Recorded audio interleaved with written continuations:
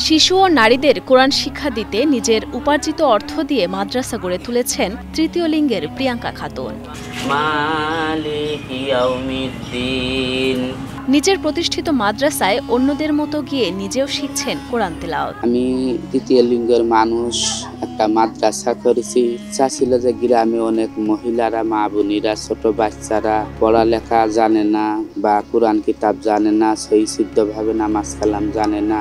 এই জন্যই আমি মাদ্রাসাটা করেছি। ছোটবেলা থেকেই একটি মাদ্রাসা গড়ে তোলার স্বপ্ন ছিল তৃতীয় লিঙ্গের প্রিয়াঙ্কা খাতুনের। তাই তো নিজের উপার্জন থেকে ২৫০ শতক জমি কিনে ২০২১ সালে গড়ে তোলেন আবু বকর হাফিজিয়া নামের এই মাদ্রাসাটি। ব্যতিক্রমী এই মাদ্রাসায় নারী হাফেজের মাধ্যমে নারী ও শিশুদের বিনামূল্যে শেখানো হয় কোরআন। আমার ছোটবেলা থেকে স্বপ্ন ছিল যে আমি একটা মাদ্রাসা করব। আমি ২৫০ শতক জমি কিনে এই মাদ্রাসাটা করেছি। প্রথমে সিবারা পড়েছি, কোরআন শরীফ পড়ে ধরেছি। ঝিনাইদহ শহর থেকে কয়েক কিলোমিটার দূরে বয়রাতলা গ্রামে দেখা মিলবে এই মাদ্রাসাটির। এখানে কেউ আরবি শেখার প্রাথমিক পর্যায়ে রয়েছে, কেউ বা শুরু করেছেন কোরআন পড়া। আগে কিছুই পারতাম না, এখন যাই আপার কাছে মেলা কিছু আমরা শিখতে পারছি। প্রথম আলিফ বা তার সাথে আমরা শিক্ষা নিয়েছি। এখন আস্তে আস্তে শিখতে শিখতে আমরা কোরআন হাতে নিচ্ছি। আমাদের শিক্ষক ম্যাডাম, তিনি সব শিক্ষায় আমাদের দেন। নামাজের সূরা, কিরাতুল কোরআনের শিক্ষা দেন, কোরআন শিক্ষাও দেন। ৩ বছর ধরে শিক্ষা নিচ্ছি, খুব ভালো পড়া।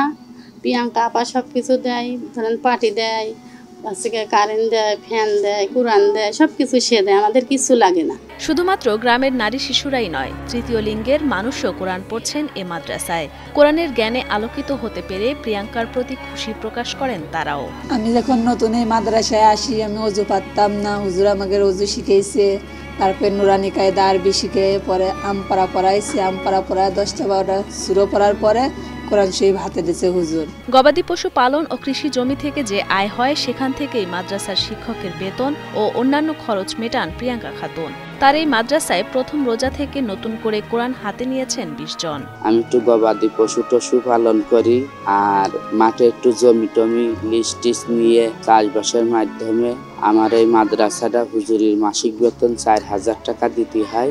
কষ্ট হলো আমি দিই, এলাকার মানুষ পড়ে আমার খুব ভালো লাগে। আমার এলাকার মানুষ খুবই ভালো, আমার খুবই ভালোবাসে, আমি তাদের ভালোবাসি, তারা আমার ভালোবাসে, খুব শ্রদ্ধা করে। আরবি শেখানোর নানান বিষয় সম্পর্কে বলেন মাদ্রাসা শিক্ষক নারী হাফেজ।